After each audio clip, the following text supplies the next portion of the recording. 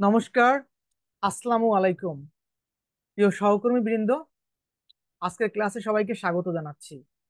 আশা করি পরম প্রভুর অশেষ অনুগ্রহে আপনারা সবাই বেশ ভালোই আছেন এবং আমিও বেশ ভালোই আছি। এবং আমরা যে উদ্দেশ্য বাস্তবায়নের জন্য একত্রিত হয়েছি সে উদ্দেশ্যর পথে আমরা অগ্রসরমান হচ্ছি এবং আমাদের যে স্বপ্ন সেটা অবশ্যই পরম প্রভু বাস্তবায়ন করবেন। এবং আমরা আমাদের যতটা সাধ্য আছে সে সাধ্য দিয়ে আমরা চেষ্টা করব যে আমাদের এই স্বপ্ন বাস্তবায়নের জন্য, এবং আমরা যাতে সফল হই। পরম প্রভু আমাদেরকে কৃপা করুক, আমাদেরকে অশেষ শক্তি দান করুক, সুযোগ দান করুক। এই কামনায়, এই প্রার্থনায় আমরা আমাদের ক্লাস শুরু করছি। এবং এখন আমরা ইংলিশ লেকচার ওয়ান ক্লাস শুরু করব। এবং গতকালকে আমরা ইংলিশ লেকচার ওয়ানের প্রথম ক্লাসটি করেছিলাম এবং আজকে আমরা 2 নম্বর ক্লাস করব। এবং আগামী দিন আমরা এই একই লেকচারে 3 নম্বর ক্লাস করব। এবং আমাদের এই 1 নম্বর লেকচারে আমরা জানি দুইটা লেকচার শিট, একটা হচ্ছে বেসিক এবং আরেকটা হচ্ছে এমসিকিউ সলিউশন। আমরা দুইটাই প্র্যাকটিস করব। এবং এই লেকচার শিটটা হচ্ছে খুবই গুরুত্বপূর্ণ বলেছি। লেকচার ওয়ান এবং লেকচার টু সকল গ্রামারের সন্নিবেশ এখানে করা হয়েছে। আমরা এখান থেকে বেসিক ধারণা লাভ করে পরবর্তী অগ্রসর হব এবং সবকিছু আমাদের কাছে খুব ইজি লাগবে এবং আমরা খুব ভালো করতে পারবো। তাহলে আমরা চলে যাচ্ছি আমাদের ক্লাসে, লেকচার শিটে।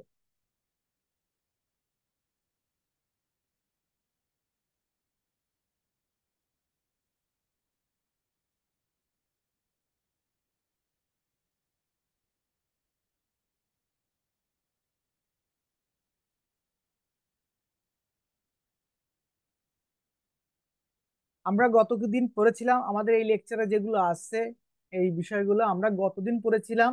কি পড়েছিলাম যে what is a sentence, sentence construction সম্পর্কে আমরা পড়েছিলাম। সেন্টেন্স কাকে বলে আমরা জেনেছিলাম। একটা বাক্য কিভাবে গঠিত হয়, অর্থাৎ ফরমেশন অফ সেন্টেন্স কিভাবে গঠিত হয়। সিঙ্গেল ওয়ার্ডে গঠিত হতে পারে, মাল্টি ওয়ার্ডে একটা সেন্টেন্স গঠিত হতে পারে। আমরা এটা গত ক্লাসে পড়েছিলাম।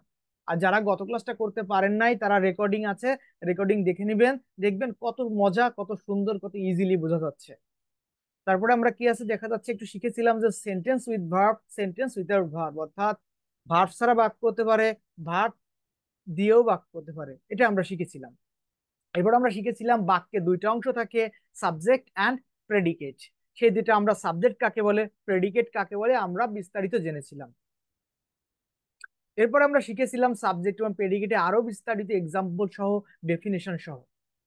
এরপরে আমরা দেখেছিলাম কি অবজেক্ট এন্ড কমপ্লিমেন্ট, অবজেক্ট এবং কমপ্লিমেন্টের পার্থক্য কি, অবজেক্ট কাকে বলে, কমপ্লিমেন্ট কাকে বলে, এটা আমরা দেখেছিলাম।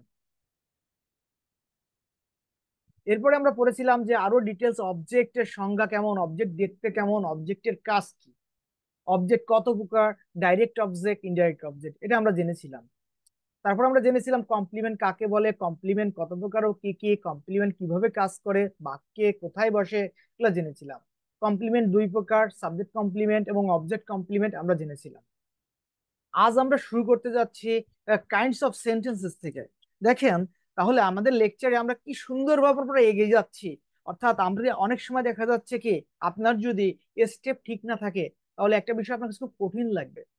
আমরা কি করছি যে আপনি এই যে আমি যে স্টেপটা আপনাদেরকে দেখাচ্ছি, করাচ্ছি, আপনারা যখন আপনাদের সন্তানদের শিখাবেন, আপনারা যখন আপনাদের স্টুডেন্টদেরকে, অর্থাৎ আমরা সহকর্মী সবাই, আমরা যখন ক্লাসে প্রয়োগ করব, একটা স্টুডেন্ট যদি ইংরেজিতে ভালো করতে চায় তাকে এই আমি যে স্টেপটা দেখিয়ে দিয়েছি এইটা ফলো করবেন, দেখবেন তাহলে ইংরেজিতে কিভাবে সুন্দরভাবে সে ভালো করতেছে, যে কিভাবে তাকে আপনি প্রসিড করবেন। আমরা বুঝি না যে কোন জিনিসটা আগে শিখাবো, কোন জিনিসটা পরে শিখাবো।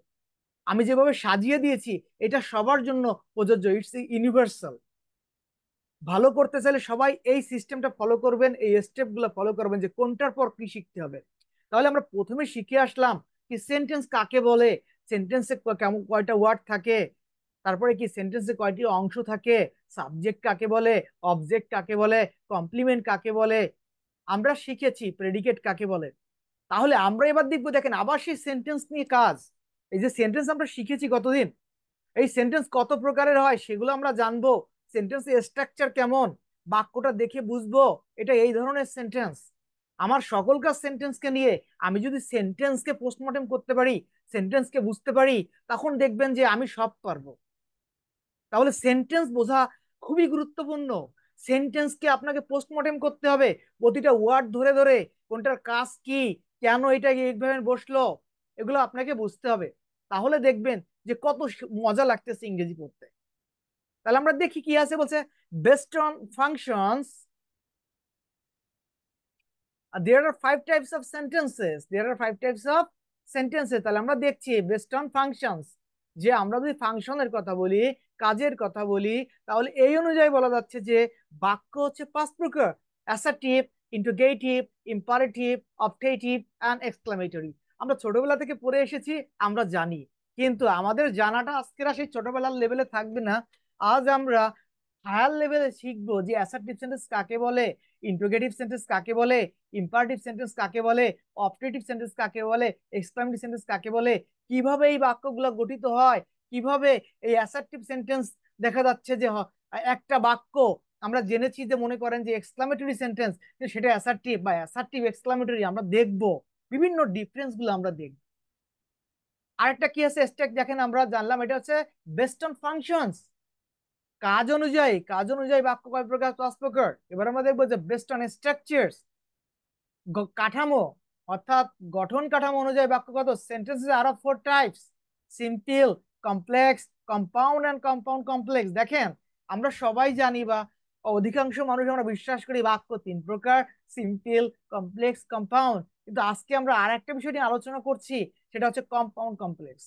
এক ধরনের সেন্টেন্স আছে যে সেন্টেন্স গুলোকে কম্পাউন্ড কমপ্লেক্স সেন্টেন্স বলে, এটা আমরা জানবো। আচ্ছা, আপনার পরীক্ষা যদি আসে বাক্য কয় প্রকার, আপনি সিম্পল, কমপ্লেক্স, কম্পাউন্ড এই তিন প্রকারই দেবেন, কিন্তু কম্পাউন্ড কমপ্লেক্স সেন্টেন্স আর এক ধরনের সেন্টেন্স, এটা আপনাকে জানতে হবে। এবার দেখেন kinds of sentences on their functions, আমরা যেটা জানলাম সেইটাকে আপনাকে পিকচারের মাধ্যমে দেখানো হয়েছে যে কোন ধরনের সেন্টেন্সকে কি বলা হয়ে থাকে। দেখেন ফাংশনস অফ স্টেটমেন্টস, দেখেন এই যে যে কথা বলছে, বর্ণনা দিচ্ছে, বিবৃতি দিচ্ছে, বলছে, এই সেন্টেন্সকে বলা হয় স্টেটমেন্টস। অর্থাৎ এই যে আমরা অ্যাসার্টিভ সেন্টেন্স শিখলাম, এর আরেকটি নাম আছে, এই নামটা হচ্ছে স্টেটমেন্টস। পরীক্ষা আপনাকে মনে করেন বললেন যে অ্যাসার্টিভ সেন্টেন্সের অপশন থাকলো না, তাহলে কি থাকতে পারে, স্টেটমেন্টস থাকতে পারে। তাহলে আমরা বুঝলাম যে statement sentence R assertive sentence both are similar. Questions, দেখেন আমরা ইন্টারোগেটিভ সেন্টেন্স জানলাম, এই ইন্টারোগেটিভ সেন্টেন্সের আরেকটা নাম হচ্ছে কোয়েশ্চেন্স। কমান্ডস, দেখেন ইম্পারেটিভ সেন্টেন্স শিখেছি, ইম্পারেটিভ কি হয়, আদেশ, উপদেশ, অনুরোধ, নিষেধ এগুলা বুঝায়। এখানে এখানে কিন্তু আমরা এই কমান্ডস, এটাও কি ইম্পারেটিভ সেন্টেন্স আরেকটি নাম। উইশেস, দেখেন প্রার্থনা করছে, তাহলে যে সেন্টেন্স দ্বারা প্রার্থনা বোঝায় সেটা কি সেন্টেন্স, অবজেক্টিভ সেন্টেন্স। অর্থাৎ আমরা বলি যে দোয়া করা, প্রার্থনা করা, মনে কোনো কিছু কামনা করা, বাসনা করা, সেগুলো হচ্ছে কি অবজেক্টিভ সেন্টেন্সেস। ইমোশনস, দেখেন এক্সক্লামেটরি সেন্টেন্স দ্বারা আমরা কি করি, মনের ভাবাবেগ প্রকাশ করি, তাই এক্সক্লামেটরি সেন্টেন্সকে এখানে কি করা হয়েছে, ইমোশনস দিয়ে দেখানো হয়েছে। এরপর দেখেন in our everyday life, we need various kinds of sentences to serve the different purposes of communication. বলছে আমাদের দৈনন্দিন জীবনে আমাদের কি দরকার, we need various kinds of sentences, বিভিন্ন ধরনের বাক্য আমাদের লাগে কি করতে হয়, to serve the different purposes, to serve the different purposes, অর্থাৎ বিভিন্ন ধরনের পারপাসকে প্রকাশ করার জন্য, কাজ করার জন্য। সার্ভ মানে এখানে কাজ করার জন্য আমাদের কি করতে হয়, এই বিভিন্ন ধরনের বাক্য ব্যবহার করতে হয়। Therefore, based on the different functions of sentences, there are five types of sentences in English. তাই বলতে পারি যে আমাদের এই অনুযায়ী অর্থাৎ কাজ অনুযায়ী বাক্য হচ্ছে পাঁচ প্রকার। যেটা বলেছি সেটা দেখেন আমরাই বারবার একই জিনিস রিপিট করা থাকবে, আপনি বুঝে যাবেন। দেখেন এই যে এটাই এবার assertive, interrogative, imperative, objective and exclamatory. আমরা একটু দেখি এবার এক্সাম্পল দিয়ে যে কিভাবে অ্যাসার্টিভ সেন্টেন্সেস। দেখেন এই যে এর আর একটা নাম কি, স্টেটমেন্ট। আর একটা নাম কি, স্টেটমেন্ট। আর একটা নাম কি, স্টেটমেন্ট। এক্সাম্পলস কি, Rishita is a good singer, Rishita is a good singer. দেখেন Bandana. Interrogative sentence, questions, are you a student, are you a student.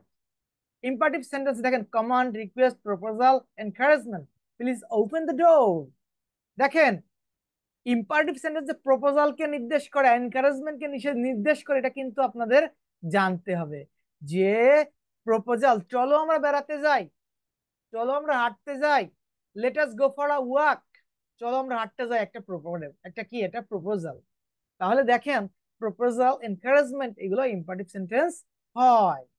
এরপর দেখেন objective sentence, desire, wish, may God bless you. Exclamatory sentences, sudden feeling, strong emotion, how cute the baby is, how cute the baby is. দেখেন আমাদের আকস্মিক ভাবাবেগ, strong emotion, সেটা হচ্ছে exclamatory sentence. আচ্ছা, এইবার আমরা দেখবো এই যে নামগুলো বুঝলাম, ফাংশন বুঝলাম, এইরকম বুঝাইলে এই সেন্টেন্স গুলো এইরকম হয়। এবার আমরা আরো ডিটেলস ঢুকে যাব বাক্যের ভিতরে, যে কিভাবে কি হয়। দেখেন types of sentence based on their functions and sentence pattern, তার কাজ অনুযায়ী এবং কাজ অনুযায়ী বাক্যের প্রকারভেদ জানবো, এবং এই বাক্যগুলো সেন্টেন্স প্যাটার্ন, স্ট্রাকচার কেমন হবে, গঠন কাঠামো কেমন হবে, এটা আমরা এখন জানবো। what is an assertive sentence? What is an assertive sentence বলা হচ্ছে কি, দেখেন assertive sentences are used to make statements or comments। দেখেন assertive sentence গুলা কেন ব্যবহার করেন, are used to make statements or comments, বর্ণনা করার জন্য অথবা কোনো মতামত দেওয়ার জন্য এই বাক্যগুলো ব্যবহার করা যায়। it describes a state of affairs, action, feeling or belief। And assertive sentences make statements by declaration. They are also called declarative sentences। সেগুলোকে কি বলা হয়ে থাকে, declarative sentences বলা হয়ে থাকে। তাহলে দেখেন আমরা মজার ব্যাপারটা কি, দেখেন আমরা জানলাম অ্যাসার্টিভ সেন্টেন্স এর একটা নাম একটু আগে জেনেছি, স্টেটমেন্টস। আর একটা কি নাম জানলাম, ডিক্লারেটিভ সেন্টেন্সেস। আপনার পরীক্ষায় একটা সেন্টেন্স দিয়ে বলবে এটা কি সেন্টেন্স, দেখা যাচ্ছে আপনি বুঝতে পারছেন অ্যাসার্টিভ, আপনি বুঝতে পারছেন স্টেটমেন্টস, কিন্তু আপনি যদি ডিক্লারেটিভ সেন্টেন্স না জেনে থাকেন, দেখা যাচ্ছে দেখেও আপনি দাগাইতে পারবেন না। তাহলে অ্যাসার্টিভ সেন্টেন্সে আমরা আরো একটা নাম জানলাম, নামটি কি, ডিক্লারেটিভ সেন্টেন্সেস। তাহলে যাহাই অ্যাসার্টিভ সেন্টেন্স, তাহাই স্টেটমেন্টস, তাহাই declarative sentences. I think you have all got this. Example, this is a fascinating game, এটা একটা মন্ত্রমুগ্ধকর খেলা। This is not an exciting game at all। দেখেন এটা হ্যাঁ বোধক, এটা না বোধক, এটাও একটা অ্যাসার্টিভ সেন্টেন্স, এটাও একটা অ্যাসার্টিভ সেন্টেন্স, কিন্তু এটা এটা হ্যাঁ বোধক, এটা না বোধক। তার মানে দেখা যাচ্ছে এই assertive sentences are of two kinds. এই অ্যাসার্টিভ সেন্টেন্স গুলো দুই প্রকার। কি কি? Assertive sentence end with full stop. তাহলে আমরা এখানে একটা বিষয় নোটে কি জানতেছে, যে অ্যাসার্টিভ সেন্টেন্স শেষ হবে কি দিয়ে, with full stop. Assertive sentence শেষ হয় কি দিয়ে, ফুল স্টপ দিয়ে। If you observe the above examples closely, আপনি যদি এই দুইটা এক্সাম্পল নিবিড়ভাবে দেখেন, you will notice that both of them are statement, দুইটা বাক্যই কি বিবৃতিমূলক। But did you notice that, আপনি কি দেখতে পেরেছেন যে the first example is different from the second one, প্রথমটি দ্বিতীয় থেকে আলাদা according to its meaning or function, তার অর্থ অনুযায়ী বা ফাংশন অনুযায়ী। the first one gives us an affirmative statement, প্রথমটি আমাদের কি দিয়েছে, অ্যাফার্মেটিভ স্টেটমেন্ট দিয়েছে, প্রথমটি আমাদের দিয়েছে affirmative statements. and the second example gives us a negative comment, এবং সেকেন্ড এক্সাম্পল আমাদেরকে কি দিয়েছে, নেগেটিভ একটা কমেন্ট দিয়েছে। তার মানে এই বাক্যকে কয় ভাগে ভাগ করা হয়, দুই ভাগে, affirmative and negative। There are two kinds of assertive sentences and they are affirmative and negative। এবার দেখেন affirmative sentences, sentences that give neutral or affirmative statements are called affirmative sentences। This kind of sentence says or means yes and doesn't contain any negator। Example, দেখেন affirmative sentence গুলা কি, এই বাক্যগুলা give কি neutral আর affirmative statement, মানে কি দেয়, হ্যাঁ বাচক একটা বিবৃতি দেয়, অথবা নিউট্রাল। নিউট্রাল মানে কি, মানে কোনো পক্ষ বিপক্ষ নয়, নিরপেক্ষ একটা কি করে বর্ণনা দেয়। This kind of sentence Sage or means yes, এই ধরনের বাক্য হ্যাঁকে নির্দেশ করে। ডাজেন্ট কন্টেইন এনি নেগেটর, এই বাক্যের মধ্যে না বাচক কোনো শব্দ থাকবে না, নেগেটিভ কোনো শব্দ এই সেন্টেন্সে আপনি পাবেন না। যেমন হি অলওয়েজ হেল্পস মি, দেখেন অলওয়েজ একটা হ্যাবোধক বাক্য, আপনার নটের বদলে মনে করেন এখানে অলওয়েজ না থেকে যদি থাকতো সেলডম, মনে করেন সেলডম থাকলো, তাহলে এই সেলডমটা কিন্তু একটা নাবাচক শব্দ, এটা কি শব্দ? নাবাচক শব্দ এটা। তাহলে কিন্তু বাক্যটা হ্যাবোধক থাকতো না, নাবোধক হয়ে যেত। এটা বুঝতে হবে যে নাবাচক কোনো শব্দ থাকলেই বাক্যটা নাব নেগেটিভ হয়ে যাবে, এটা অ্যাফার্মেটিভ থাকবে না।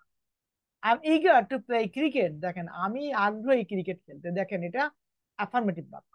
এবার নেগেটিভ দেখি কি আছে। Sentences that give negative statements or information are called negative sentences. This kind of sentence says or means no or none and always contains negators. No, no, not, never, hardly, seldom, nothing, neither. এই ধরনের নেগেটর নাবাচক শব্দগুলো এখানে থাকে।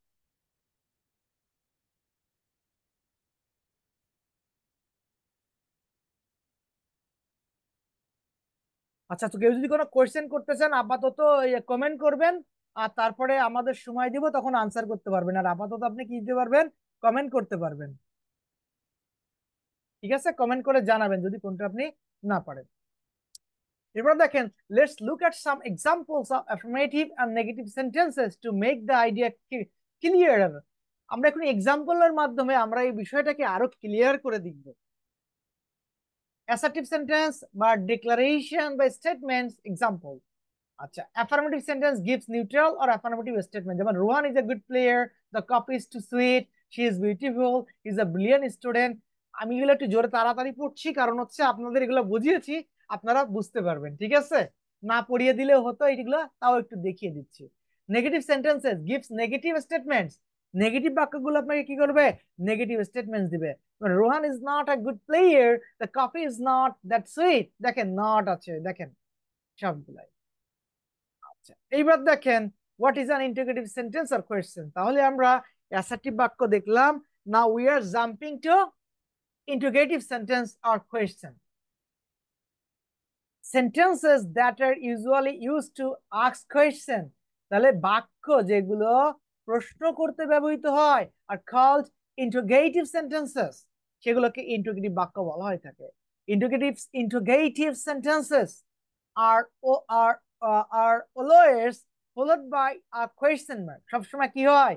Question mark থাকবে। তাহলে আপনি question mark পেয়ে গেলে বুঝে যাবেন কি এটা interrogative sentence.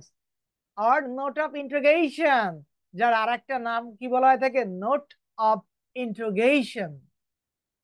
Example, is it a good idea? Again, are you not a member of that club? দেখেন, the above examples confirms that like assertive sentences, interrogatives also can be of two types. দেখেন, মজার একটা ব্যাপার কি, যে আমরা উপরে শিখে আসলাম assertive sentences. Assertive sentences are of two kinds, একটা ছিল হ্যাবোধক, একটা নাবোধক। Similarly you will find integrative sentence are also of two kinds. Integrative sentence তো দুই প্রকার, according to their function, affirmative and negative. অর্থাৎ ইন্টিগ্রেটিভ বাক্যটাও অ্যাফার্মেটিভ এবং নেগেটিভ হয়ে থাকে। Example 1 is an affirmative question, whereas example 2 is a negative question. ঠিক আছে? তাহলে আমরা দেখি, is it a good idea, is it a good idea. দেখেন, এইটা এখানে কোনো নট নাই, তাই এটা অ্যাফার্মেটিভ সেন্টেন্স। আর দেখেন এইখানে নট আছে, তাই এটা নেগেটিভ। তাহলে এটাকে বলা ইন্টারোগেটিভ, আর এটাকে বলা নেগেটিভ ইন্টারোগেটিভ। এটার নাম কি? Negative interrogative. ওকে, এরপর দেখেন, the main difference between affirmative and negative questions is in the use of negators. পার্থক্য কোথায়? নেগেটরস এর পার্থক্য, আর কোথাও পার্থক্য নাই। অর্থাৎ whether you are using a negators or not, this will determine the sentence. আপনি কোনো নেগেটর অর্থাৎ নেতিবাচক কোনো ওয়ার্ড ব্যবহার করছেন কিনা, এটাই বাক্যকে নির্ধারণ করবে। An affirmative question does not contain any negator. একটা অ্যাফার্মেটিভ বাক্যে কোনো ধরনের নেগেটর থাকে না। while অপরপক্ষে a negative question must have a negator. একটা নেগেটিভ প্রশ্নে আপনার একটা নেগেটর থাকবে, যাকে কি বলা হয়ে থাকে? নেগেটিভ ইন্টারোগেটিভ কোয়েশ্চেন বলা হয়ে থাকে। নেক্সট আমরা দেখি, দেখেন, what is an imperative sentence? Number 3, বলছে what is an imperative sentence. Now we are going to learn imperative sentence. এটা কি? Sentences that are used to ask someone to do something are called imperative sentences. তাহলে আমরা দেখছি sentences that are used, সেই বাক্যগুলো imperative sentences that are used to ask someone, যখন কাউকে বলা হয় টু ডু সামথিং, অর্থাৎ কোনো ব্যক্তি কোনো কিছু করবে, তখনই এই বাক্যগুলোকে ইম্পারেটিভ সেন্টেন্সেস বলা হয়ে থাকে। We can express commands, requests, proposals and encouragements. আমরা কি করতে পারি? আমরা দেখব কমান্ডস আদেশ, রিকোয়েস্ট অনুরোধ, প্রপোজালস প্রপোজাল মানে প্রস্তাব, এন্ড এনকারেজমেন্ট উৎসাহ। এখানে আমরা এটা জানবো যে কোনো বাক্য দ্বারা যদি উৎসাহ প্রদান করা হয় তাহলে সেটা ইম্পারেটিভ হতে পারে। With an imperative sentence, in such sentences the subject remains understood or invisible. একটা গুরুত্বপূর্ণ বিষয় হচ্ছে in imperative sentence you will find no subject but there is a subject definitely. আপনি ইম্পারেটিভ বাক্যে দেখবেন যে সাবজেক্ট নাই, কিন্তু ডেফিনেটলি অবশ্যই সাবজেক্ট আছে। এই সাবজেক্টটা কি থাকবে? Invisible, understood. অর্থাৎ আপনাকে ধরে নিতে হবে, কল্পনা করে নিতে হবে বা অনুধাবন করে নিতে হবে যে there is a subject in the sentence, এবং এই সাবজেক্টটা জেনারেলি কি হয়ে থাকে? ইউ হয়ে থাকে। এরপর দেখেন প্লিজ শাট দ্য উইন্ডো। দেখেন রিকোয়েস্ট, এখানে প্লিজ শাট দ্য উইন্ডো, সাবজেক্টকে ইউ, এবং এটা কি অনুরোধ বোঝাচ্ছে, তাই এটা imperative sentence.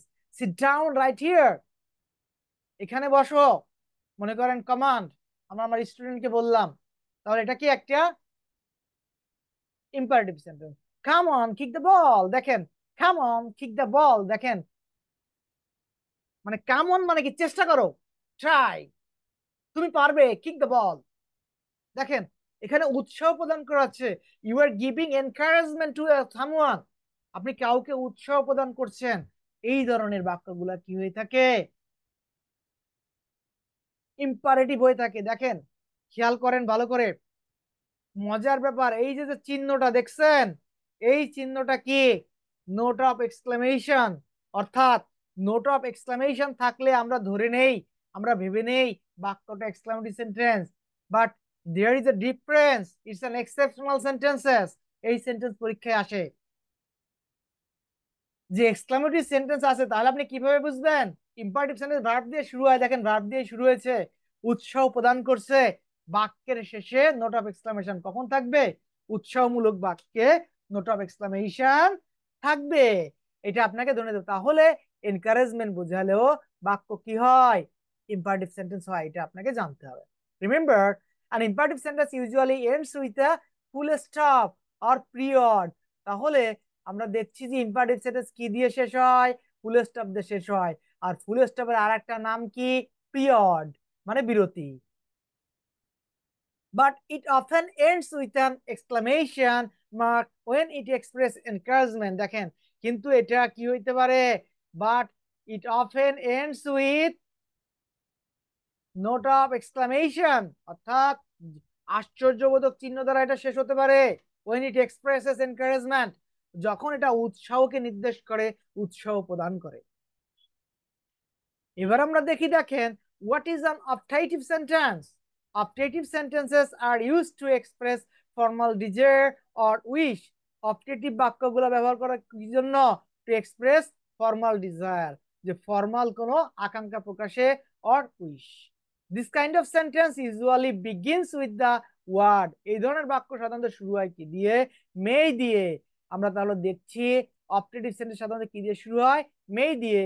and a full stop or exclamatory sign is used at the end of the sentence। এবং দেখেন এখানে একটা গুরুত্বপূর্ণ ব্যাপার, যে আমরা এর আগে জানতাম বা অনেকেই করি যে অপটেটিভ সেন্টেন্সের শেষে ফুল স্টপ থাকে।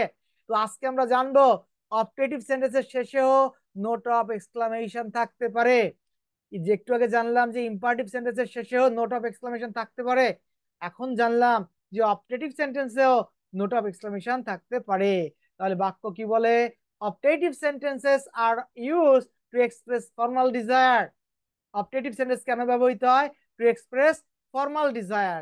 আমাদের মানে আমাদের কি মানে একটা ফর্মাল, যে আমরা মানে কি বলতে পারি, আমরা সাধারণ যে ডিজায়ার প্রকাশ করার জন্য যে ব্যবহার করি সেটা optative sentence or wish. This kind of sentence usually begins with the word may, এবং আপনি কি সাধারণত মে পাবেন। ঠিক আছে, এবার দেখেন, may Allah bless you, may Allah bless you, you have got may and at the end full stop, may we enjoy happy life. দেখেন মে দিয়ে শুরু হয়েছে, এনজয় হ্যাপি লাইফ, এবং দেখেন শেষে কি হয়েছে, নোট অফ এক্সক্লামেশন বসেছে। অর্থাৎ আপনাকে মাঝে মাঝে এই ধরনের বাক্যে কি হতে পারে, নোট অফ এক্সক্লামেশন বসতে পারে। May we enjoy happy life, আর নোট অফ এক্সক্লামেশন কেন বসলো, আনন্দকর জীবন লাভ করো, ঠিক আছে, উচ্ছ্বাস প্রকাশ করার জন্য, আনন্দ চিয়ার করার জন্য বলা হচ্ছে। তাই এখানে এক্সক্লামেশন, কারণ উচ্ছ্বাস প্রকাশ, আনন্দ, এনজয়মেন্ট, এগুলা কি আমরা কি করি, এক্সক্লামেশন কয় না, এই জন্য এই বাক্যগুলো অপটেটিভ হলেও নোট অফ এক্সক্লামেশন বলবে। দেখেন remember, in modern grammar optatives are not considered individual sentence type. দেখেন আধুনিক গ্রামারে কি বলা হচ্ছে, আধুনিক গ্রামারে বলা হচ্ছে optatives are not considered as individual sentence type, এটাকে ইন্ডিভিজুয়াল সেন্টেন্স বলা হচ্ছে না। Instead many modern grammarians consider optative sentences as part of imperative. দেখেন অনেকে অপটেটিভ সেন্টেন্সটাকে পার্ট অফ ইম্পারেটিভ, অর্থাৎ এটাকে ইম্পারেটিভ সেন্টেন্সের একটা অংশ বলে থাকে। কেন, দেখেন আমরা এর আগে দেখলাম যে ইম্পারেটিভ সেন্টেন্সও ফুল স্টপ দিয়ে শেষ হচ্ছে, সে নোট অফ এক্সক্লামেশন বসতেছে, আবার অপটেটিভ সেন্টেন্সেও এই একই রকম বসতেছে এবং মিলও আছে। এই জন্য অনেক গ্রামারিয়ার বলছেন যে এটা আলাদা কোনো বাক্য না, এটা ইম্পারেটিভের অংশ। দেখুন যখন প্রশ্ন করা হলো আপনাকে ঝামেলা ফেলানোর জন্য, যে কি করলো, এই প্রশ্ন করে চারটা অপশনের মধ্যে আপনাকে কি করলো না, অপটেটিভ অপশন রাখলো না, তখন ভাববেন আরে অপটেটিভ সেন্স অপশন নাই, তার মানে আনসার নাই, এরকম একটা ধারণা আপনার হবে। কিন্তু আমি আপনাদেরকে প্রথম ক্লাসেই বলেছি যে আমরা সেই আগের লার্নিং হবে না, আমরা চাকরির পরীক্ষা দিতে আসছি, আমাদের লার্নিং লেভেলটা উচ্চতর লেভেলের, হায়ার লেভেলের। অর্থাৎ আপনি কে, আপনি এখানে জানবেন যে অন্য সময় সেন্টেন্স পড়েছেন আর এখন সেন্টেন্স পড়ছেন কখনোই এক নয়, আকাশ এবং পাতাল তফাৎ। আপনি যতই জানেন, আপনাকে 1% আমি শেখাবই, আপনি যদি 99%ও জানেন, আপনাকে আমি 1% শেখাবই, 1% নতুন কিছু আমি দেবই। দেখেন আপনার পরীক্ষায় অপশনে ধরলেন, ধরেন যে অপটেটিভ থাকলো না, তখন আপনি কি করবেন, বাক্যটাকে ইম্পারেটিভ দিয়ে আসবেন। কারণ কি, মডার্ন গ্রামারিয়ানরা বলেছেন যে এই বাক্যটা অপটেটিভ, বাক্যটা ইম্পারেটিভের মধ্যেই পড়ে, তাহলে অপটেটিভ আপনি যদি না পান তাহলে কি করবেন, ইম্পারেটিভ দিবেন। ঠিক আপনাদেরকে গতদিন বলেছিলাম যে মডার্ন গ্রামারিয়ানরা অনেক অনেক ফ্রেজকে ক্লজ হিসেবে কাউন্ট করেন, এবং বিসিএস পরীক্ষাও আসছে, এবং এখন থেকে এরকম প্রশ্ন সেট করবে। আচ্ছা এরপর আমরা দেখি 5 নম্বর সেন্টেন্স, অর্থাৎ exclamatory sentence. What is an exclamatory sentence? Sentences that express a sudden feeling or a strong emotion of the speaker are known as exclamatory sentence। তাহলে আমরা দেখছি যে বাক্যগুলো প্রকাশ করে সাডেন ফিলিং, আমাদের আকস্মিক অনুভূতি, আর স্ট্রং ইমোশন, প্রবল কোনো আমাদের ইমোশনকে, অভিব্যক্তিকে, অনুভূতিকে, তাকে স্পিকারে, সেগুলাকে এক্সক্লামেটরি সেন্টেন্স বলা হয়ে থাকে। This kind of sentence usually starts with what, এই ধরনের বাক্যগুলো সাধারণত word or what or how দিয়ে শুরু হয়, and ends with a note of exclamation, এবং এই এক্সক্লামেশন চিহ্ন দ্বারা শেষ হয়ে থাকে। They are called exclamative sentences. Example, how beautiful the garden is, what a tragic play Shakespeare's Hamlet is. Remember, আমরা একটু স্মরণ রাখবো, some exclamatory sentences may not have a complete sentence structure. বলছে কিছু এক্সক্লামেটরি সেন্টেন্সে কি থাকবে না, কমপ্লিট স্ট্রাকচার নাও থাকতে পারে, but they are still considered sentence. আমরা গত ক্লাসেই শিখেছি যে আ গ্রুপ অফ ওয়ার্ডস, যেখানে ভার্ব নাও থাকতে পারে, যদি পরিপূর্ণ অর্থ দেয় তাহলে সেটা সেন্টেন্স হয়। যেমন ও মাই গড, ও মাই গড, দেখেন ও মাই গড, এখানে কোনো সাবজেক্ট ভার্ব নাই, কিন্তু একটা পরিপূর্ণ অর্থ আছে এবং নোট অফ চিহ্ন, এক্সক্লামেশন আছে, যে আমরা সোর্সটাকে কখন দেখি ও মাই গড, তাই না? তাহলে এটা হচ্ছে কি এক্সক্লামেটরি সেন্টেন্স। হাউ স্ট্রেঞ্জ, কি অদ্ভুত, দেখেন how strange it is, how strange it is, it ইজটা দেয় নাই, হাউ স্ট্রেঞ্জ। তাহলে এই বাক্য দ্বারা কি করছে, পরিপূর্ণ অর্থ প্রকাশ করছে। তাহলে দেখেন আমরা অর্থানুযায়ী বাক্যের 5 প্রকার পড়েছি, আমাদের অর্থানুযায়ী বাক্যের 5 প্রকার কমপ্লিট। আপনাদের যদি এইখানে এই পাঁচটা প্রকার বাক্য বুঝতে কোনো অসুবিধা থাকে কারো, আপনারা কমেন্ট করতে পারবেন। চেষ্টা করবো এটাকে আরেকটু বুঝিয়ে দেওয়ার। আদারওয়াইজ আমরা এখন পরে চলে যাচ্ছি, স্ট্রাকচার অনুযায়ী যে বাক্য, সেদিকে চলে যাচ্ছি আমরা।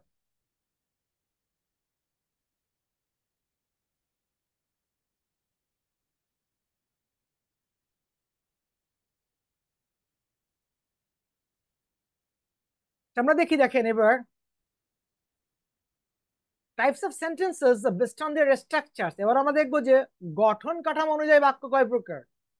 But before we begin to understand different types of sentences based on their structures, গঠন কাঠামো অনুযায়ী বিভিন্ন ধরনের বাক্য বোঝার আগে we need to know, আমাদের জানতে হবে about clauses and phrases. Here is a quick guide on clauses and phrases. দেখেন, আপনি সিম্পল কমপ্লেক্স কম্পাউন্ড শিখতে যাবেন, জানতে যাবেন। এটা জানতে গেলে আপনাকে ক্লজ ফ্রেজ সম্পর্কে ধারণা থাকা লাগবে। ক্লজ ফ্রেজ সম্পর্কে যদি আপনার ধারণা না থাকে, আপনি সিম্পল কমপ্লেক্স কম্পাউন্ড সেন্টেন্স বুঝবেন না, বুঝাইলেও বুঝবেন না, করতেও পারবেন না। তাহলে আমরা যে ভুলগুলা করি, দেখা যাচ্ছে যেটা আগে শেখা সেটা পরে শিখি, যেটা পরে শেখা সেটা আগে শিখি। তাহলে আপনি যদি সিম্পল কমপ্লেক্স কম্পাউন্ড বুঝতে যান, ফ্রেজ ক্লজ সম্পর্কে আপনার ধারণা আগে লাগবে। এই ধারণা যদি থাকে, দেখবেন যে সিম্পল কমপ্লেক্স কম্পাউন্ড সেন্টেন্স কত ইজি। দেখি আমরা ক্লজ কাকে বলে। দেখেন, a clause is a grammatical unit. a clause হচ্ছে একটা গ্রামেটিক্যাল ইউনিট, এটা হচ্ছে একটা ব্যাকরণগত একক that contains at least one subject, যার মধ্যে কমপক্ষে একটা সাবজেক্ট থাকবে and a ফাইনাইট বা মেইন ভার্ব থাকবে, এবং একটা ফাইনাইট বা মেইন ভার্ব থাকবে। আপনাদেরকে গতকালকে ফাইনাইট ভার্ব শিখাইছিলাম। কেন শিখাইছিলাম বুঝতে পারতেছেন যে এখন লাগতেছে। তাহলে দেখেন, a clause is a grammatical unit that contains at least one subject and a finite verb. Clause হইতে গেলে দুইটা কন্ডিশন। কন্ডিশন কি? একটা সাবজেক্ট থাকা লাগবে, একটা ফাইনাইট ভার্ব থাকা লাগবে। a clause itself can be a simple sentence. একটা ক্লজ নিজেই একটা কি সিম্পল সেন্টেন্স। একটা ক্লজ নিজেই একটা সিম্পল সেন্টেন্স। কারণ কি? ক্লজের মধ্যে সাবজেক্ট ভার্ব থাকে, ফাইনাইট ভার্ব থাকে, আর সিম্পল সেন্টেন্সের মধ্যে একই কথা, সাবজেক্ট ফাইনাইট ভার্ব থাকে। or it can be a part of a sentence, অথবা এটা কি একটা বাক্যের অংশ হতে পারে। এক্সাম্পল দেখে দেখেন, ক্লিয়ার হয়ে যাবে বিষয়গুলো। দেখেন, he came late, he came late, he came late। দেখেন, সাবজেক্ট, ফাইনাইট ভার্ব, অবজেক্ট। এই যে কেমটা দেখেন, যারা গত ক্লাসটা করেন নাই তারা ভিডিও থেকে দেখে নেবেন, ঠিক আছে? তারপর আমি দেখাতে, দেখেন এই যে কেমটা কি হয়েছে বলেন তো? Past tense. আমরা গতকালকে শিখেছিলাম ফাইনাইট ভার্ব হতে গেলে তিনটা কন্ডিশন মানতে হয়। যে ভার্ব সাবজেক্টের পার্সন অনুসরণ করে, সাবজেক্টের নাম্বার অনুসরণ করে, এবং যে ভার্ব টেন্স অনুযায়ী বসে, সেই ভার্বটা ফাইনাইট ভার্ব। দেখেন, কেমটা পাস্ট টেন্সে বসেছে, অর্থাৎ এই কেমসটা হচ্ছে কি টেন্স ফলো করেছে, তাই কেমটা কি ফাইনাইট ভার্ব। এখানে হিয়ের পরে কেম না থেকে যদি থাকতো কামিং, আপনাদের বুঝাই, যদি থাকতো কামিং, কি থাকতো? কামিং। কেমনা থেকে থাকতো কামিং। তাহলে এই কেমনা থেকে কামিং থাকলে বাক্যটা ক্লজ হতো না, বাক্যটা ক্লজ হতো না। কারণ এই ভার্বটি সাবজেক্টকে ফলো করতো না, সাবজেক্টের টেন্সকে ফলো করতো না, পার্সনকে ফলো করতো না, নাম্বারকে ফলো করতো না, তাই এটা ক্লজ হতো না। তাহলে কি হইতো? এটা অন্য কিছু হইতো। অন্য কি হইতো সেটা একটু পরে জানি। এটা ক্লজ হইতো না, আমরা ক্লজ শিখতেছি এটুকু জানি। এটা ক্লজ হইতো না। ক্লজ হইতে গেলে কি হইতে হবে? সাবজেক্ট এবং ফাইনাইট ভার্ব থাকতে হবে। সহজ কথা, ফাইনাইট ভার্ব থাকতে হবে। কারণ কোনো কোনো ক্ষেত্রে সাবজেক্ট উজ্জ থাকে, যেমন আমরা শিখেছিলাম ইম্পারেটিভে উজ্জ থাকে। He came late because his bus had an accident on the way. দেখেন, বিকজ একটা কনজাংশন, বিকজ একটা কি কনজাংশন, বিকজ একটা কনজাংশন। হি কেম লেট, এই বাক্যটার সাথে তো এই বাক্যটা একই আছে, তাহলে বোঝানোর কিছু নাই। এটা একটা ক্লজ, এটা একটা clause. His bus had an accident on the way. দেখেন, এই যে হ্যাড, এটা একটা ফাইনাইট ভার্ব। তাহলে দেখেন, his bus had an accident, এই একটা ক্লজ, এই একটা ক্লজ। তাহলে আমরা কি এখানে কি জানলাম? একটা in a sentence there can be only one clause, and in a sentence there can be more than one clause. তাহলে একটা বাক্যে একটা ক্লজও থাকতে পারে, একের অধিক ক্লজও থাকতে পারে। তাহলে এইটা হচ্ছে ওয়ান ক্লজ সেন্টেন্স, এটা টু ক্লজ সেন্টেন্স। যে বাক্যে একটা ক্লজ থাকে সেই বাক্যটা সিম্পল সেন্টেন্স, আর ওই ক্লজটাই পুরো সেন্টেন্স। যে বাক্যে একটি ক্লজ থাকে ওই ক্লজটাই একটা সেন্টেন্স, আর যে বাক্যে আরো যদি বলি, যে বাক্যে একটি ক্লজ থাকে সেই বাক্যটি সিম্পল সেন্টেন্স। কি সেন্টেন্স? Simple sentence. এই বাক্যে একের অধিক ক্লজ আছে, কি আছে? একের অধিক ক্লজ আছে, তাহলে বাক্যটি সিম্পল নয়। কি সেন্টেন্স তাহলে? হয় কমপ্লেক্স, না হলে কমপ্লেক্স। একটা ক্লজ থাকলে কি হয়? একটা ক্লজ থাকলে সেটা হয় সিম্পল সেন্টেন্স, আর একের অধিক ক্লজ থাকলে হয় compound sentence or complex sentence. এবার কমপ্লেক্স সেন্টেন্স ও কম্পাউন্ড সেন্টেন্স সেটা পরে জানি। মনে করেন এটা সিম্পল না, এবং এখানে ক্লজ আছে কয়টা? একটা, দুইটা। আমরা ক্লজ শিখতেছি, এটা তো বুঝলাম যে এখানে দুটো ক্লজ আছে। এবার দেখেন, in example one, the clause he came late forms a complete sense. এটা নিজেই একটা পরিপূর্ণ অর্থ প্রকাশ করছে। while in example to the sentence clause, the same clause is a part of a bigger sentence. দেখেন একইভাবে এই সেকেন্ড সেন্টেন্সে এই ক্লজটাই কি হয়েছে? একটা বড় সেন্টেন্সের অংশ, সুতরাং একটা বড় সেন্টেন্সের অংশে পরিণত হয়েছে। আচ্ছা, তাহলে দেখেন আমরা এরপরে দেখি কি বলছে। there are two types of clauses. When you will learn clause, you will know, you will understand that there are two types of clauses: independent clause and dependent clause. Independent clause and dependent clause. দেখেন, a clause that can stand independently যে একটা clause যা কি করে স্বাধীনভাবে কি করতে পারে? চলতে পারে। সে হচ্ছে and does not depend on any other clause, অন্যের কারো কাছে নির্ভরশীল নয়, তাকে বলা হয় থাকে independent clause. and independent clause is also known as the main clause or principal clause. তাহলে দেখেন, আমি একটু আগে বললাম যে এটা হচ্ছে ক্লজ দুই প্রকার, ইন্ডিপেন্ডেন্ট ক্লজ, ডিপেন্ডেন্ট ক্লজ। তাহলে আমরা এখন শিখছি ইন্ডিপেন্ডেন্ট ক্লজ। ইন্ডিপেন্ডেন্ট ক্লজের আরো দুইটা নাম আছে, মেইন ক্লজ, প্রিন্সিপাল ক্লজ।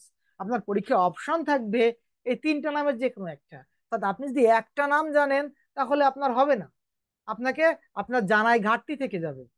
তাহলে আপনি বুঝতে হবে যে যাহাই ইন্ডিপেন্ডেন্ট ক্লাস তাহাই মেন ক্লাস তাহাই প্রিন্সিপাল ক্লাস। ইন্ডিপেন্ডেন্ট মানে স্বাধীন, সে নিজেই নিজের উপর নির্ভরশীল, কারোর উপর নির্ভরশীল নয়। তাহলে যে স্বাধীন, কারোর উপর নির্ভরশীল না, সেই তো প্রধান লোক, মেইন। আর সেটাই তো প্রিন্সিপাল। মেইন আর প্রিন্সিপাল একই কথা। প্রিন্সিপাল মানে কি? প্রধান। এবার আমরা দেখি উপর থেকে সেন্টেন্স আবার দেখে আসি। দেখেন, হি কেম লেট, একটা বাক্য, যে বাক্যে একটি মাত্র ক্লজ সে বাক্য একা নিজেই সেন্টেন্স, সিম্পল সেন্টেন্স। আর যদি ক্লজ বিবেচনা করেন সে সবসময় ইন্ডিপেন্ডেন্ট ক্লজ বলেন, প্রিন্সিপাল ক্লজ বলেন, সেটাই হবে, মেইন ক্লজ বলেন তাই। কিন্তু এই পরের দুই নাম্বার সেন্টেন্সটা দেখেন, এখানে এই একটা ক্লজ, এই একটা ক্লজ, তার মানে এখানে দুই ধরনের ক্লজ আছে। কয় ধরনের ক্লজ আছে? দুই ধরনের। আর এই ক্লজ হচ্ছে দুই প্রকার, আর এই দুই প্রকার ক্লজই কিন্তু এখানে আছে।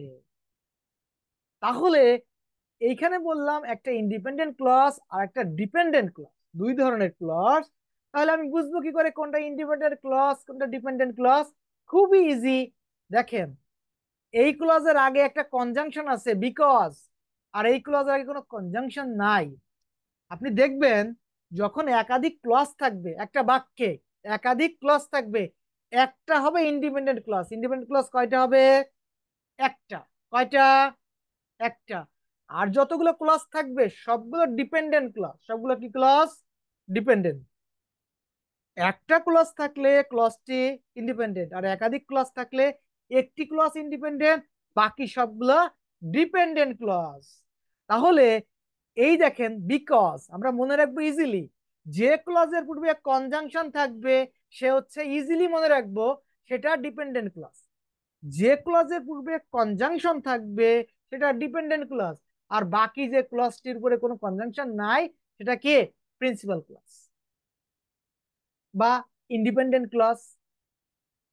তাহলে আমরা বলতে পারি এই হি কেম লেট এটা প্রিন্সিপাল ক্লজ বা ইন্ডিপেন্ডেন্ট ক্লজ বা মেইন ক্লজ।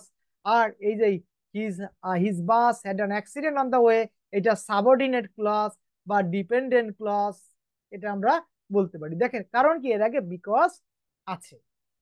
তাহলে আমাদের মনে একটা কন্ট্রোভার্সি চলে আসে, তাহলে কনজাংশন পাইলেই পরের গুলো সাবঅর্ডিনেট?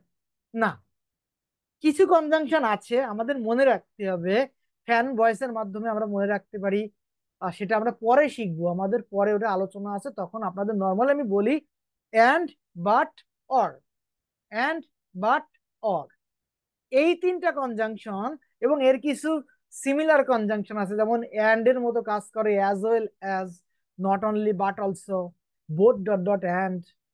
তারপরে অর এর মতো আছে আদারওয়াইজ, তারপরে আছে আইদার নাইদার, তারপরে আছে বাটের মতো আছে still, nevertheless, notwithstanding, এরকম কিছু, ইয়েট, স্টিল।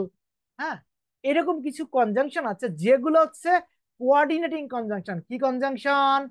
কোঅর্ডিনেটিং, আমরা জানবো এরপরে, ঠিক আছে? জাস্ট একটু ধারণা দিয়ে রাখছি। ওই কনজাংশন গুলো থাকলে হবে না, ওই কনজাংশন গুলো বাদে অন্য কনজাংশন থাকলে সেগুলো হলো সাবঅর্ডিনেট ক্লজ, অর্থাৎ কনজাংশনের পরে যে ক্লজ গুলো থাকবে সেগুলো সাবঅর্ডিনেট ক্লজ। আচ্ছা দেখেন, on the other hand a clause that can not stand on its own, আমরা যেটা বললাম সেটা এখন আমরা দেখব। যে ক্লজ সে একা একা চলতে পারে না, and depends on independent clause, কি করে? ইন্ডিপেন্ডেন্ট ক্লজের উপরে নির্ভর করে। অর্থাৎ এই যে কনজাংশনের মাধ্যমে কি হয়েছে, এই ক্লজের উপর সে নির্ভরশীল হয়ে গেছে, এই ক্লজের উপর সে নির্ভরশীল হয়ে গেছে, এই ক্লজের উপরে সে নির্ভরশীল হয়ে গেছে। অর্থাৎ he came late because his bus had an accident. দেখেন কেন তার দেরি হয়েছিল, কারণ কি? বাসের একটা অ্যাক্সিডেন্ট হয়েছে রাস্তায়, এই ক্লজটা এই ক্লজের উপর নির্ভরশীল হয়ে গেছে, তাই এটা ডিপেন্ডেন্ট ক্লজ। আর আপনাদেরকে যেটা বুঝালাম এটা just for technique to remember. আর dependent clause is also known as a collateral or subordinate clause. বলছে ডিপেন্ডেন্ট ক্লজ কি হবে পরিচিত, আর একটা কি হবে কোলাটেরাল অর সাবঅর্ডিনেট ক্লজ। তাহলে আমরা এর আরো দুইটা নাম জানলাম, এটাকে কোলাটেরাল অর সাবঅর্ডিনেট ক্লজ বলা হয়ে থাকে। তাহলে আমরা একটা জিনিসে আরো কি কি নাম হতে পারে বিষয়গুলো আমরা জানছি। আপনি যখন শীটটা দেখবেন, রিভাইজ দেবেন, ভিডিওটা আপনার আবার দুই একবার ক্লাস করে দেখবেন, দেখবেন যে ইজি হয়ে যাবে, it will be crystal clear to you. And then a subordinate clause can function as a noun, adjective or adverbial. দেখেন প্রিন্সিপাল ক্লজ নাই, কিন্তু সাবঅর্ডিনেট ক্লজ কি হিসেবে কাজ করতে পারে? নাউন হিসেবে কাজ করতে পারে, অ্যাডজেক্টিভ হিসেবে কাজ করতে পারে, অ্যাডভার্বিয়াল হিসেবে কাজ করতে পারে। That's why it can be also be called a noun clause, adjective clause and adverbial clause. যখন আমরা ক্লজ ফ্রেজের প্রকারভেদ শিখবো তখন এগুলো আমাদের জানতে হবে। বলছে এই জন্যই আমরা কি করতে বলতে পারি যে noun clause, adjective clause, adverbial clause, এই নামে তাকে ভাগ করা হয়ে থাকবে। সাবঅর্ডিনেট ক্লজের এখানে তিনটা নাম দিয়ে আছে, কিন্তু আসলে এটা না। সাবঅর্ডিনেট ক্লজ অনেক প্রকারভেদ আছে, ঠিক আছে? অনেক, আপনাদেরকে এগুলো শেখানো হবে যে কি হইলে কি ক্লজ হয়, সাবঅর্ডিনেট ক্লজ কি হয়, ঠিক আছে? আচ্ছা এক্সাম্পল দেখেন, he wanted to go home when everyone left, সে যেতে চেয়েছিল যখন সবাই চলে গেল। দেখেন এই এভরিওয়ান লেফট, এটা একটা ক্লজ, এটা একটা clause. He wanted to go home, he wanted to go home, এটা আর একটা ক্লজ। তাহলে দেখেন এই ওয়েন, এটা একটা কনজাংশন, এটা কি একটা কনজাংশন। দেখেন এইটা একটা ক্লজ, এইটা একটা ক্লজ। ওয়েন কি কনজাংশন বললাম, তাহলে কনজাংশনের পরে যে ক্লজটা পাবেন সে সাবঅর্ডিনেট, তাহলে এইটা সাবঅর্ডিনেট ক্লজ, এইটা কি ক্লজ? Principal clause. এই ক্লজ একা একা চলতে পারে না, এই ক্লজ একা একা চলতে পারে। In this example he wanted to go home is an independent clause. এই বাক্যে কি he wanted to go home একটা independent clause, as it doesn't need to depend on any other clause, যেহেতু অন্য কোনো ক্লজের উপরে নির্ভর করার দরকার নেই, অ্যান্ড হ্যাজ কমপ্লিট মিনিং, তো তার একটা পরিপূর্ণ অর্থ আছে, and function of its own, নিজের কাজও আছে। অন দ্য কন্ট্রারি, অপরপক্ষে the other clause when everyone left, যখন সবাই কি লেফট করবে চলে যাবে, is a dependent clause since it depends on the other clause to function correctly. তাহলে আশা করি আপনারা ডিপেন্ড ক্লজ কাকে বলে বুঝতে পেরেছেন, আর ডিপেন্ডেন্ট ক্লজ কাকে বলে বুঝতে পেরেছেন, ইন্ডিপেন্ডেন্ট ক্লজ কাকে বলে বুঝতে পেরেছেন। তাও আরেকবার বলি, ক্লজ কাকে বলে? ক্লজ হতে গেলে দুইটা ক্রাইটেরিয়া থাকবে। সাবজেক্ট এবং ফাইনাইট ভার্ব। ফাইনাইট ভার্ব ছাড়া ক্লজ হবে না। আচ্ছা, এই ক্লজ দুই প্রকার, ডিপেন্ডেন্ট, ইন্ডিপেন্ডেন্ট। যে ক্লজটা স্বাধীন সে ডিপেন্ডেন্ট, যে পরাধীন সে ইন্ডিপেন্ডেন্ট। আমরা জেনারেলি পরাধীন কি করে বের করব? ওর আগে কনজাংশন পাবো, এবং কনজাংশন গুলো এন্ড বাট অর নয়, এগুলো বাদে যে কনজাংশন গুলো আছে সেগুলো। এবার আমরা দেখি, দেখেন একটু আগে আমরা জানলাম যে সিম্পল কমপ্লেক্স কম্পাউন্ড সেন্টেন্স যদি আপনি বুঝতে যান তাহলে অবশ্যই আপনাকে ফ্রেজ এবং ক্লজ জানতে হবে। তাই আমরা ক্লজ জেনেছি, এবার আমরা ফ্রেজ সম্পর্কে জানবো। ফ্রেজ কাকে বলে? হয়ে গেছে, ক্লজ শিখেছি না? একটু আগে শিখেছিলাম যে ফাইনাইট ভার্ব থাকলে সেটা কি হয়? ক্লজ হয়। তাহলে ফাইনাইট ভার্ব না থাকলে সেটা ক্লজ নয়, এটা ফ্রেজ। তাহলে আমরা বলি a clause is a group of words having a subject and a finite verb.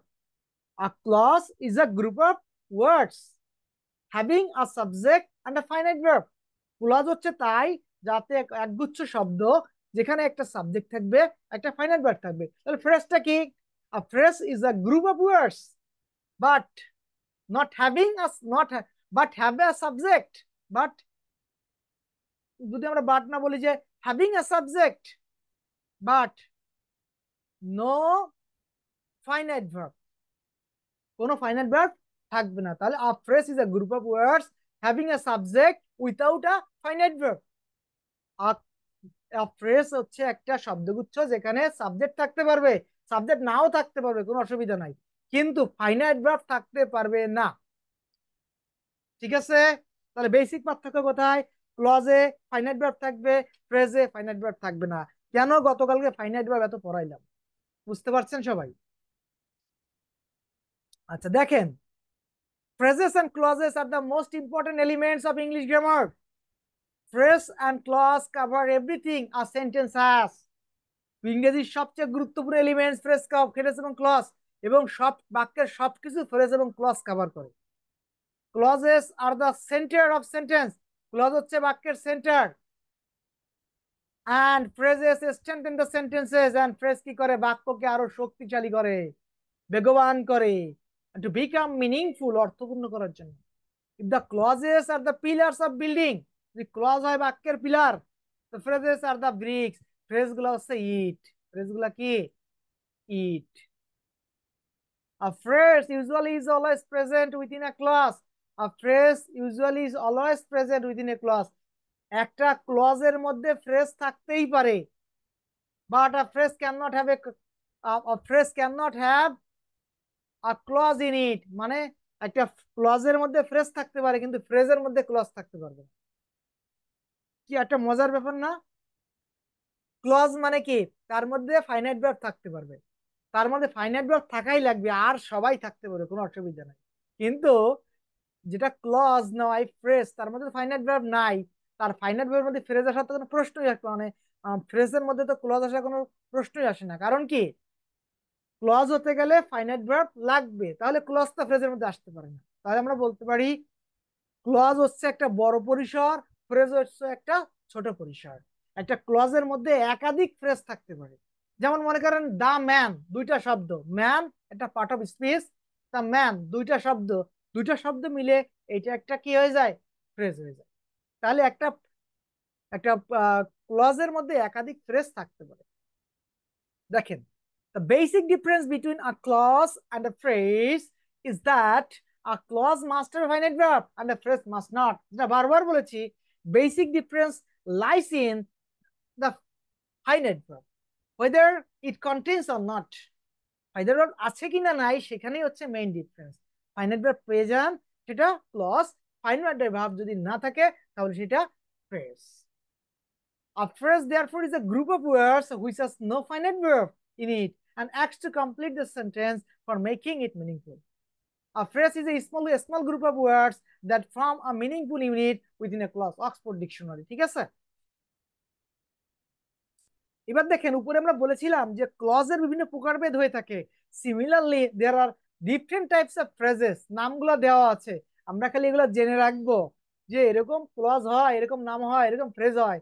যখন আমাদের ক্লজ ফ্রেজের আলাদা লেকচার শিট আছে তখন এগুলোর পোস্টমর্টেম হবে, কোনটা নাউন ফ্রেজ, কোনটা অ্যাডজেক্টিভ ফ্রেজ, কেন হয়, কিভাবে বানাতে হয়, সব শিখবো। এগুলো হচ্ছে আমাদের কি হচ্ছে এখন, দুইটা ক্লাসে সবকিছু রিভিউ, আপনাকে সবকিছু জানিয়ে দেওয়া হচ্ছে।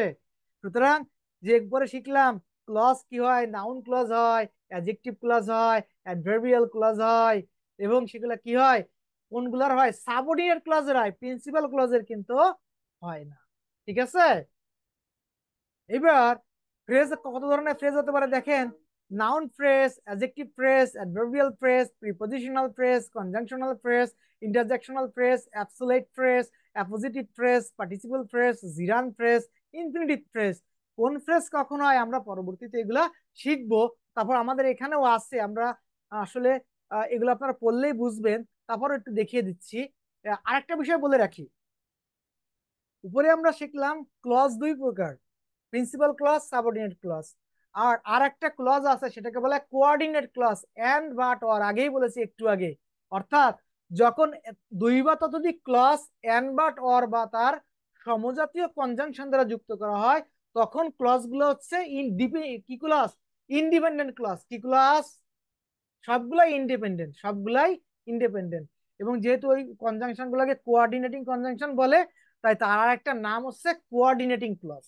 ও তাহলে কি হবে, ওই ধরনের বাক্যগুলোকে ইন্ডিপেন্ডেন্ট ক্লজ বললেও হবে, আবার কোঅর্ডিনেটিং ক্লজ বললেও হবে। বিষয়টা কি ক্লিয়ার, যে যখন এন্ড বাট অর দ্বারা যুক্ত থাকবে ক্লজ গুলা ইন্ডিপেন্ডেন্ট ক্লজ হয়। কি ক্লজ, ইন্ডিপেন্ডেন্ট, ওখানে ডিপেন্ডেন্ট ক্লজ বসে না। এবং ওর আর একটা নাম আছে কোঅর্ডিনেটিং ক্লজ, আমরা আরো শিখবো পরে। এইবার দেখেন আমরা নর্মালি বিষয়টা দেখি, সেটা হচ্ছে কি আছে দেখেন, এই যে যে নাউন, অ্যাডজেক্টিভ, অ্যাডভার্ব, প্রিপজিশন, দেখেন এই ফ্রেজগুলোর নাম নির্ধারণ করা হয় কাজ অনুযায়ী। কি অনুযায়ী, কাজ অনুযায়ী। আমরা জানি পার্টস অফ স্পিচ 8 প্রকার, সেই 8 প্রকারের প্রোনাউন বাদে 7টা নামই এখানে পাবেন, noun, adjective, adverb, preposition, conjunction, interjection. এছাড়া অ্যাবসোলিউট, অ্যাপোজিটিভ, পার্টিসিপল, জিরান, এগুলো আছে।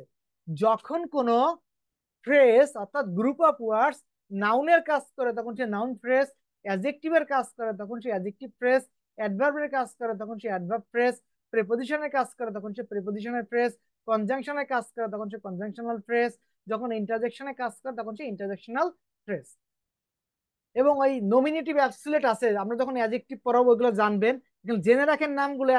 অ্যাবসোলিউট একটা জিনিস, অ্যাপোজিটিভ, পার্টিসিপল, জিরান, এগুলো যখন ফ্রেজ থাকে, এবং এই একটা পার্টিসিপল যখন কি সে আরো শব্দকে নিয়ে ফ্রেজে রূপান্তর হয়, তখন সেটা পার্টিসিপল ফ্রেজ। জিরান্ডো তাই, ইনফিনিটিভও তাই।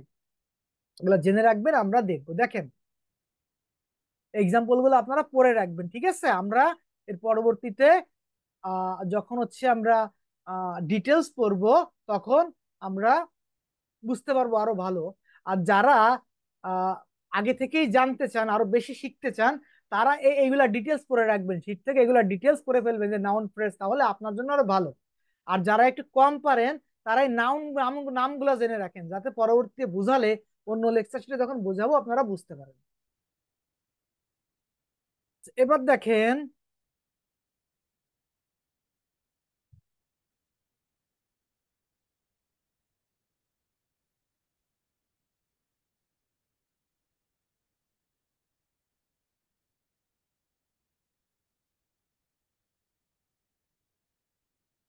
আচ্ছা 10টা 40 বাজে তো, তাহলে আজকে আমরা ক্লাসটা এই পর্যন্ত রাখি, কেমন? ক্লাসটা আমরা আজকে এই পর্যন্ত রাখি। আমরা নেক্সট ক্লাসে আমাদের এই লেকচার শিটের প্রয়োজনে আমরা আমাদের ফ্রেজে ওই যে যে প্রকারভেদ আকারে দেওয়া আছে, যদি আলোচনা করা সম্ভব হয় ওইখানে কিছু আলোচনা করে দিব। আর তারপরে আমরা simple complex compound sentence, complex compound sentence কি, এটা আমরা আগামী দিন দেখব। দেখে আমাদের যে এমসিকিউ প্র্যাকটিস আছে, এমসিকিউ প্র্যাকটিসের আমরা বাকিগুলো আমরা আগামী দিন প্র্যাকটিস করে ফেলবো। কি আছে,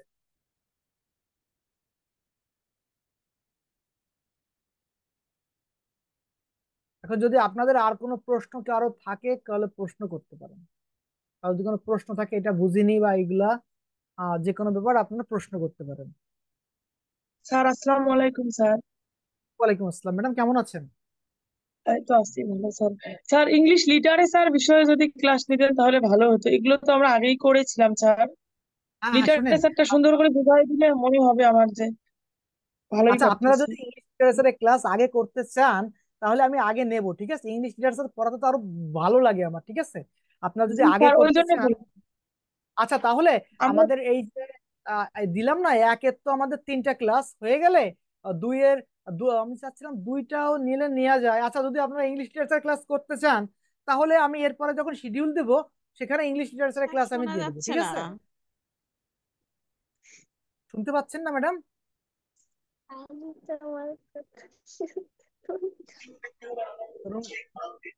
আপনারা যদি ইংলিশ লিটারেচারের ক্লাস করতে চান আগে আগে, ঠিক আছে, তাহলে আমাকে টেস্ট করবেন, আমি আগে আগে ইংলিশ লিটারেচারের কয়েকটা ক্লাস নিয়ে দেবো, ঠিক আছে?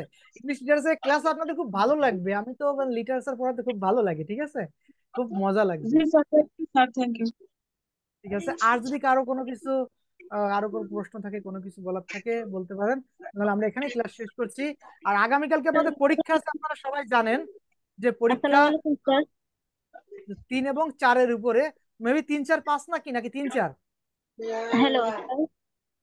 3, হ্যালো। 4, 5 মনে হয় নাকি? জি, বলেন ম্যাডাম। হ্যালো 3 4 3 4। 3, 4, স্যার, ওকে ওকে একটু ওকে। আম, আমি একটা কমেন্ট করেছিলাম যে ডেফিনেশন গুলো আপনি পড়াচ্ছেন সেগুলো স্যার আপনি তো আহ, বাংলা ইংলিশের সাথে সাথে বাংলাটা রিভিউ করছেন, বাট এটা জি জি। লেকচার শিটে যদি এটা একটু উল্লেখ করে দেওয়া দেওয়া যেত ডেফিনেশন গুলোর সাথে সাথে, ম্যাডাম, তাহলে আপনার মনে এত হয় আরেকটু লাগবে না। সহজ হতো। না না না, আপনার লাগবে না, কারণ কি, শোনেন, আপনি এই ক্লাসটা একটু ই করবেন, শুনছেন এবং ওইটা পড়বেন, এবং আপনার ওই অত জানা লাগবে না। আপনি ওই দেখেন প্র্যাকটিস আছে না, এমসিকিউ সলিউশন, আপনাকে গতদিন ক্লাস করেছিলেন ম্যাডাম, গতদিন। হ্যাঁ, করেছিলাম। আচ্ছা, উম, দেখেন ওখানে আমি সব এমসিকিউ দেখিয়ে দিয়েছি না? ওই সব কিছু আছে। ব্যাপারটা হচ্ছে কি, যতটা ইজি ততটা ইজি না। ব্যাপার হচ্ছে যে, মনে করেন আমার কত বড় লেকচার, এটা বাংলা দিলে আর ওইটা সৌন্দর্য বাংলা থাক, শীতের সৌন্দর্য থাকবে না, ঠিক আছে? না, সবগুলা না স্যার, সবগুলা দিতে হয় না, সবগুলা দেওয়ার দরকার ডেফিনেশনের সাথে সাথে হালকা না না একটু না না, থাকলে এই যে আমি তাহলে তাহলে ক্লাসই করা লাগবে না, তাহলে তো আপনি ওইটা দিয়েই হয়ে যাবে, ক্লাসই করবেন, ঠিক আছে? আহ, আদব স্যার। হ্যাঁ, বলেন ম্যাডাম। স্যার কেমন আছেন স্যার? জি ম্যাডাম, ভালো আছে, আপনি কেমন আছেন? জি স্যার, আলহামদুলিল্লাহ ভালো আছি। তো স্যার আমি একটু জানতে চাচ্ছিলাম স্যার, আমাদের যে পরীক্ষাটা হবে এটিও, তাহলে আমাদের পরীক্ষাটা কি স্যার লিখিত হবে না শুধু এমসিকিউ তে? পিলি রিটেন ভাইবা, পিলি পাস করবেন, পাস করলে লিখিত হবে, লিখিত পাস করলে এবার ভাইবা হবে। আচ্ছা, মানে প্রিলি আমাদের রিটেন ভাইবা। আমাদের নিয়োগ বিধি এরকম, আপনার পিলি পাস করবেন, তারপর রিটেন হবে, তারপর ভাইবা হবে। এখানে পিলি পরীক্ষা দিয়ে ভাইবা দেওয়ার কোনো সুযোগ নেই। আচ্ছা, আর প্রিলিতে কি স্যার শুধু এমসিকিউ থাকবে? জি জি জি, শুধু অনলি এমসিকিউ। জি, থ্যাংক ইউ স্যার। ওই যে আপনাদের ওই কোয়েশ্চেন ব্যাংক দিয়েছি, যেভাবে প্রশ্ন করতেছে এভাবেই হবে। জি জি, আচ্ছা স্যার। এবং আমরা যা পড়বো তাই পরীক্ষা আসবে, এটা বিশ্বাস রাখেন, খালি পড়তে থাকেন, ঠিক আছে? কোনো কিছু ভাববেন জি না, আমি স্যার। খালি যা দেবো যা পড়াবো খালি পড়বেন। এটা হচ্ছে আপনার ডিউটি। আপনি অল্প যে সময়টা পাবেন, 4 মাস, 5 মাস, 6 মাস, 7 মাস যা পান, আপনার কি, আপনি সকল দৈনন্দিন কাজ করবেন, ফ্যামিলি সামলাবেন, কর্ম, চাকরি সামলাবেন, বাকি সময়টা পড়াশোনা ইনভেস্ট করবেন, ঠিক আছে? জি আশা স্যার। করি ভালো একটা কিছু পাবো আমরা। জি স্যার। স্যার আসসালামু আলাইকুম। স্যার, ওয়ালাইকুম স্যার আমি আসসালাম। জানতে চাচ্ছিলাম না, পরীক্ষাটা কবে জি নাগাদ জি। হইতে পারে, মানে কি ধারণা? ও, আমি কিন্তু আনসার একটু আগে দিয়ে দিয়েছি, ওইরকম পাবেন সময়। 5 মাস, 6 মাস, 7 মাস, 8 মাস, 9 মাস হইতেও পারে।